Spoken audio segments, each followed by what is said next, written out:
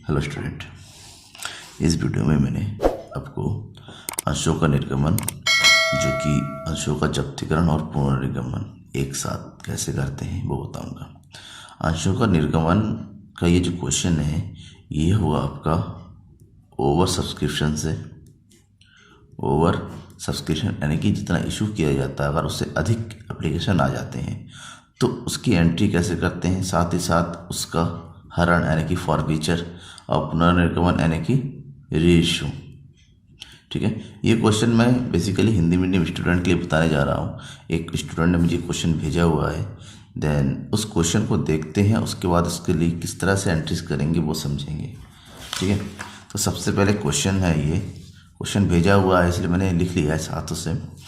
सागर limited ने जनता को प्रत्येक 10 रुपये वाले 12,000 अंश 6 प्रति अंश प्रीमियम पर क्रय करने के लिए आमंत्रित किया। यानी कि सागर लिमिटेड ने उसने से 10 रुपये वाले 12,000 शेयर इशू किए और उस पर प्रीमियम मांगा 6 रुपये का। ठीक है, अब जो पैसा मांगा गया है वो 4 किस्तों में अलग अलग मांगा गया है। आवेदन पर 2.5 रुपये, आवंटन पर 7.5 रुपये प्रीमियम सहित, जबकि प्रीमियम का 6 रुपये है। ऐसे में आवंटन का कितना पैसा हो जाएगा? 1.5 रुपये केवल। प्रथम याचना का 3 रुपये है और द्वितीय याचना का 3 रुपये है। ठीक है, 14,000 अंशों के लिए आवेदन पत्र प्राप्ति। अब यहाँ पर देखिए 12,000 अंशों को इशू किया गया और एप्लीकेशन आए 14,000, यानी कि ओवर सब्सक्रिप्शन हो रहा है 2,000 का। ठीक है, तो 2,000 की एंट्री कैसे करेंगे वो करेंगे। संचालक मंडल ने 2,000 अंशों के आवेदन पत्र को अस्वीकार कर दिया। अस्वीकार का मतलब होता है इस 2,000 का पैसा जो ज़्यादा आया था उसको वापस कर देंगे। उनकी आवेदन राशि लौटा दी गई। 200 अंशों पर द्वितीय याचना को छोड़कर समस्त याचनाएं वसूल हो गई। जो 200 शेयर थे उन 200 ने जो है द्वितीय लास्ट वाला जो कॉल होता है उसका पैसा नहीं दिया, बाकी तीनों ऊपर के तीनों कॉल दे दिए। ठीक है, यानी कि इसका पैसा कॉल से नहीं हो जाएगा द्वितीय याचना में। इन 200 अंशों का हरण कर लिया गया। हरण कर लिया का मतलब जब उसने लास्ट का पैसा नहीं दिया तो उसको फॉरफीचर कर लिया गया, जिसको जब्तीकरण कहते हैं। बाद में इसको सममूल्य पर रीइशू कर दिया गया, पुनर्गमित। सममूल्य पर पुनर्गमित कर गया। 10 रुपये का रेट था एक शेयर की कीमत, तो उसको 10 रुपये में ही जारी कर दिया गया। और व्यवहारों के लिए कंपनी की जनरल प्रविष्टि, आपको इस सब की एंट्री करनी है कंपनी के अकाउंट में। ठीक है, तो एंट्री करने से पहले हमें करना होगा सबसे पहले वर्किंग नोट की कैलकुलेशन कैसे करेंगे। ठीक है, सबसे पहले हम इसका वर्किंग नोट तैयार कर लेंगे। वर्किंग नोट में सबसे पहले हम ये देखेंगे इशूड शेयर कितने हैं। कितने शेयर इशू किए? 12,000। और आपको पता होगा ये जो वर्किंग नोट सबसे पहला एडजस्टमेंट होता है वो एप्लीकेशन के लिए होता है। ठीक है, 12,000 एप्लीकेशन इशू किए तो एप्लीकेशन का एप्लीकेशन मांगा, पैसा कितना मांगा गया? 2.5 रुपये। तो यानी कि कंपनी को अकॉर्डिंग टू कंपनी के पास कितने पैसे आने चाहिए? ठीक है, कंपनी के पास पैसे आने चाहिए 30,000। ठीक है, लेकिन एक्चुअल में कितना रिसीव्ड हुआ? रिसीव्ड शेयर कितने से रिसीव्ड हुए? 14,000। यानी कि 2.5 रुपये के हिसाब से 40,000 के, तो कितना पैसा आ गया कंपनी के पास? 35,000। तो यहाँ पर ओवर सब्सक्रिप्शन कितना हो गया? ये हो गया ओवर सब्सक्रिप्शन 5,000 रुपीज़। ठीक है, ओवर सब्सक्रिप्शन जब 5,000 रुपीज़ है, इसको क्या कर दिया? रिजेक्टेड कर दिया गया, यानी कि वापस कर दिया जाए, रिजेक्टेड वापस कर दिया जा रहा है, कुछ भी एडजस्ट नहीं हो रहा है। उसके बाद एप्लीकेशन की एंट्री के बाद हम बात करेंगे अलॉटमेंट में। अलॉटमेंट में 12,000 की एंट्री होगी, तो 12,000 अलॉटमेंट मांगा गया है 7.5 रुपये। तो 7.5 रुपये डिवाइड है 1.5 रुपये प्लस 6 रुपये में, यानी कि 6 रुपये प्रीमियम का है और 1.5 रुपये जो है अलॉटमेंट का है। तो ऐसे में इस 12,000 को जब एंट्री करेंगे तो अलॉटमेंट में जो पैसा आना है, सब शेयर कैपिटल कितना पैसा आना है? शेयर कैपिटल लगेगा 12,000 गुणा 1.5, यानी कि 18,000। साथ ही साथ सिक्योरिटीज प्रीमियम का आएगा 12,000 गुने 6, यानी कि 72,000, यानी कि टोटल अलॉटमेंट का पैसा आना है 90,000। ठीक है, ध्यान में रखिएगा इस बात को। उसके बाद है फर्स्ट कॉल का पैसा मांगा गया 3 रुपये के हिसाब से, 12 तिया 36,000, नो एडजस्टमेंट। उसके बाद है फाइनल कॉल, यानी कि second call.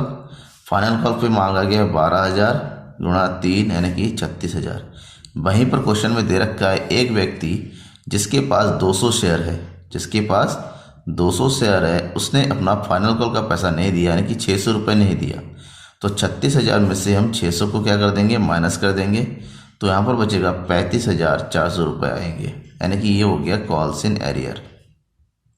Calls in arrear का मतलब बकाया पैसा नहीं आया। अब बाद में ये कहा जा रहा है इसके शेयरों को हरण कर लिया गया। हरण को इंग्लिश में बोलते हैं फॉरफीचर, ठीक ना। जब एंट्री करेंगे फॉरफीचर अकाउंट डालेंगे। तो हरण का मतलब इस 200 शेयर वाले ने यहाँ का पैसा नहीं दिया फर्स्ट फाइनल कॉल का, यानी कि इसने एप्लीकेशन का पैसा दे दिया 200 गुणा 2.5 यानी कितना 500 रुपये। इसने अलॉटमेंट का पैसा दे दिया कितना 200 गुणा 1.5। जब प्रीमियम का पैसा आ जाता है तो उसकी एंट्री जो है नहीं की जाती है फॉरफीचर में। तो ये हो गया आपका 300 रुपये। साथ ही साथ उसने अपना फर्स्ट कॉल का पैसा दे दिया 200 गुणा 3 यानी कि 600 रुपये, यानी कि ओवरऑल इसका कितना पैसा आ गया 1400 रुपये आ गया, ठीक है।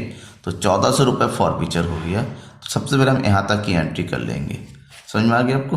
तो सबसे पहले जब इसकी एंट्री करेंगे तो आपको पता है कि इशू ऑफ शेयर की एंट्री होती है एप्लीकेशन से। सबसे पहले ऐसी एप्लीकेशन रिसीव करने की कोई डेट नहीं दिया हुआ है, तो सबसे पहले एंट्री अभी होगी बैंक अकाउंट डेबिट 35,000 आया हुआ है। सबसे पहले 35,000 पूरा डालेंगे टू शेयर एप्लीकेशन अकाउंट 35,000 ऐसे लिखेंगे, share application money for 40,000 shares at the rate of 2.50 received, ठीक है। इतना पैसा कंपनी को मिला है, ठीक है। इसके बाद जो पैसा एप्लीकेशन में आता है उसको ट्रांसफ़र किया जाता है शेयर कैपिटल में। तो ट्रांसफ़र करते हैं शेयर एप्लीकेशन अकाउंट डेबिट कितना है 35,000। आपको पता है शेयर कैपिटल, जब शेयर कैपिटल में ट्रांसफ़र करेंगे तो कितना पैसा करेंगे 12,000 रुपये का, क्योंकि कंपनी के पास 12,000 ही शेयर है। तो 12,000 को 2.5 से गुणा करेंगे तो जितना अमाउंट बनता है यानी कि 30,000 एंटर करेंगे, और जो 5,000 बचा उसको वापस कर देंगे। और वापस करने की एंट्री होगी बैंक की, बैंक को टू बैंक कर देंगे, यानी कि जहाँ पैसा आया वहीं को वापस कर दिया 5,000 रुपीज़, ठीक है। तो इसकी नरेशन लिखेंगे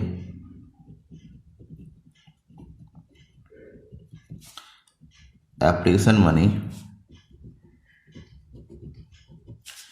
ट्रांसफर टू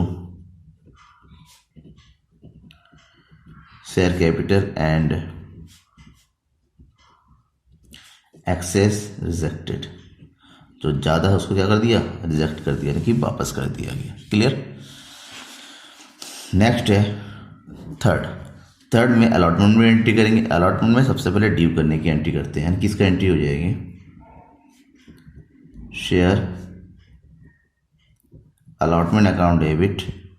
शेयर अलॉटमेंट में कितना पैसा आ रहा है 90,000।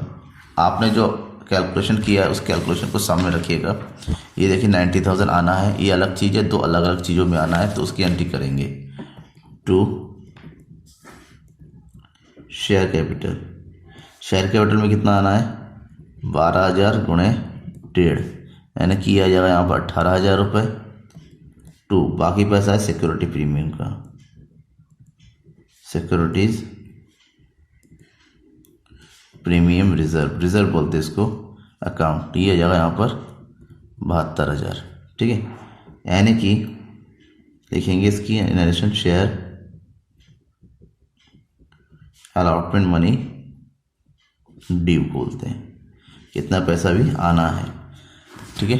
तो अब पैसा रिसीव करने की एंट्री करेंगे। यहाँ पर सारा पैसा रिसीव हो रहा है, यानी कि बैंक अकाउंट डेबिट कितना 90,000 टू शेयर अलॉटमेंट अकाउंट 90,000, ठीक है। लिखेंगे नरेशन में अलॉटमेंट मनी रिसीव सारा पैसा मिल गया है। इसके बाद फर्स्ट कॉल की, यहाँ पे फर्स्ट कॉल में सबसे पहले हम ड्यू करने की एंट्री करेंगे, यानी कि हो जाएगा share first call account debit. First call में कितना पैसा मांगा जा रहा है, टू शेयर कैपिटल अकाउंट। यहाँ पर मांगा जा रहा है 12,000 गुणे 3, यानी कि 36,000 36,000। यहाँ पर भी लिखेंगे फर्स्ट कॉल मनी ड्यू। ठीक है, जब फर्स्ट कॉल मनी ड्यू हो जाएगा, इसके बाद की एंट्री करेंगे हम 6 नंबर की, रिसीव करने की। बैंक अकाउंट डेबिट पूरा रिसीव हो रहा है, कोई ड्यू नहीं है यहाँ पर, ये कोई एडजस्टमेंट नहीं है। To share first call account 36,000। Next लिखेंगे फर्स्ट कॉल मनी रिसीव्ड। फिर है फाइनल कॉल के लिए लास्ट कॉल। लास्ट कॉल में सबसे पहले ड्यू करने की एंट्री, यानी कि share second call account debit. यहाँ पर भी 36,000 रुपये मांगा जा रहा है। टू शेयर कैपिटल अकाउंट 12,000 गुणे 3, 36,000 रुपये मांगा जा रहा है, तो ऐसे लिखेंगे सेकंड कॉल मनी ड्यू। ठीक है, ये हो गया। इसके बाद हम करेंगे इसको रिसीव करने की एंट्री। तो रिसीव करने की एंट्री क्या कर रहे हैं, इसकी रिसीव करेंगे बैंक अकाउंट डेबिट। ध्यान में रखिए, रिसीव कर रहे हैं तो कितना रिसीव कर रहे हैं, ये कि यहाँ पर 600 रुपये नहीं आ रहा, उसको छोड़ के बाकी रिसीव करेंगे, यानी कि बैंक में कितना आएगा 35,400।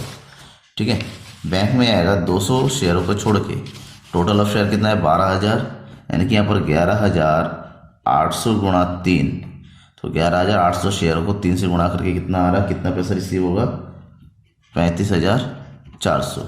बाकी 200 पैसा नहीं आ रहा है, जो नहीं आ रहा है उसकी एंट्री हम फिलहाल नहीं करेंगे। To share second call account 35,400। Narration लिखेंगे, इसकी क्या लिखेंगे, second call money received except of 200 shares. 200 share को छोड़ के बाकी सारा का सारा application final second call money मिल गया है। ठीक है, अब ये तो होगी नॉर्मल आपकी 8 एंट्रीज। ठीक है, इस 8 एंट्रीज के बाद क्या जाता है, इसके बाद किया जाएगा फॉरफीचर की एंट्री। और फॉरफीचर की एंट्री आपको पता है कैसे करेंगे। फॉरफीचर की एंट्री करने के लिए सबसे पहले देखेंगे कितना पैसा आ गया, यानी कि कितना पैसा आ गया 1400, यानी कि उस बंदे को 200 गुणा 10 टोटल कितना पैसा देना चाहिए था 2000। तो 2000 पैसा नहीं आया, यानी कि 2000 का जो पैसा है उसको राइट अप कर देंगे। फॉरफीचर की एंट्री हो जाएगी इसकी। सबसे पहले एंट्री करेंगे शेयर कैपिटल, यानी कि उससे कितना पैसा आना है, शेयर कैपिटल में उसके थ्रू कितना पैसा जमा होना है वो देखेंगे, उसको हम डेबिट कर देंगे 2000 से। अब ये देखेंगे कितना पैसा उसका आ गया है, जितना पैसा आ गया उसको हम एंटर कर देंगे शेयर फॉरफीचर में। शेयर फॉरफीचर अकाउंट कितना 1400, 1400 रुपये आ चुका है इसका। और क्या नहीं आया है, शेयर सेकंड कॉल का पैसा नहीं आया है। सेकंड कॉल को क्या कर दो, राइट अप कर दो। सेकंड कॉल का कितना पैसा नहीं आया 600। ये जो एंट्री है इसकी फॉरफीचर की एंट्री कहा जाता है। नया से लिखेंगे 200 शेयर्स आर फॉरफीटेड, 200 शेयरों को जब्त कर लिया गया। ठीक है, जब्त करने के तुरंत बाद इसमें कह रहा है उसने शेयर को 200 शेयर को तुरंत रीइशू कर दिया जा रहा है। रीइशू कितने में किया जा रहा है, समूल्य पर, यानी कि जब रीइशू किया जा रहा है 200 शेयरों को 10 रुपये के हिसाब से 2000 रुपये में रीइशू करते वक्त कोई भी लॉस नहीं हो। जब कोई लॉस नहीं है तो फॉरफीचर से रिलेटेड भी कोई एडजस्टमेंट नहीं है।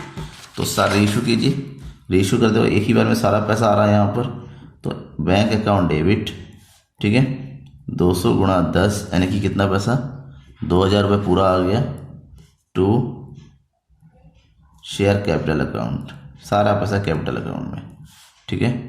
2000 ऐसे लिखेंगे 200 शेयर्स आर रीइशूड एट ₹10 के हिसाब से रीइशू कर दिया गया। अब सबसे लास्ट एंट्री, आपने जो फॉरफीचर किया होता है, फॉरफीचर अमाउंट है 1400 बचता है, तो ध्यान में ये रखना है कि जो फॉरफीचर अमाउंट बचता है वो सारा का सारा पैसा ट्रांसफ़र हो जाता है कैपिटल रिजर्व में कंपनी के। तो शेयर फॉरफीचर का जो अमाउंट है, शेयर फॉरफीचर अकाउंट डेबिट कितना 1400, क्योंकि कोई लॉस नहीं होता। अगर यहाँ पर कोई लॉस होता तो 1400 में से उस लॉस की पहले भरपाई करते, क्योंकि कोई लॉस नहीं हो रहा तो सारा 1400 फॉरफीचर अकाउंट से हम कहाँ ट्रांसफ़र कर देंगे, कैपिटल रिजर्व में। कैपिटल रिजर्व यानी कि पूंजी संचय खाता, कैपिटल रिजर्व अकाउंट। ध्यान में रखिएगा, भले हिंदी मीडियम क्यों ना हो, एंट्री आपको इंग्लिश में ही करनी पड़ती है, इसलिए सारी एंट्रीज मैंने इंग्लिश में बताया है, ठीक है। तो नरेशन क्या लिखेंगे, share forfeiture amount transfer to capital reserve account, ठीक है। तो ये नॉर्मल एंट्रीज है, सारी एंट्रीज आपको ओवर सब्सक्रिप्शन की एडजस्टमेंट करने की, ठीक है, इंस्टॉलमेंट्स की एडजस्टमेंट करने की, फॉरफीचर की, रीइशू की और कैपिटल रिजर्व में ट्रांसफ़र करने की, टोटल 11 एंट्रीज हो जाती है अगर 8 कॉल में मांगा गया है, ठीक है। Thank you.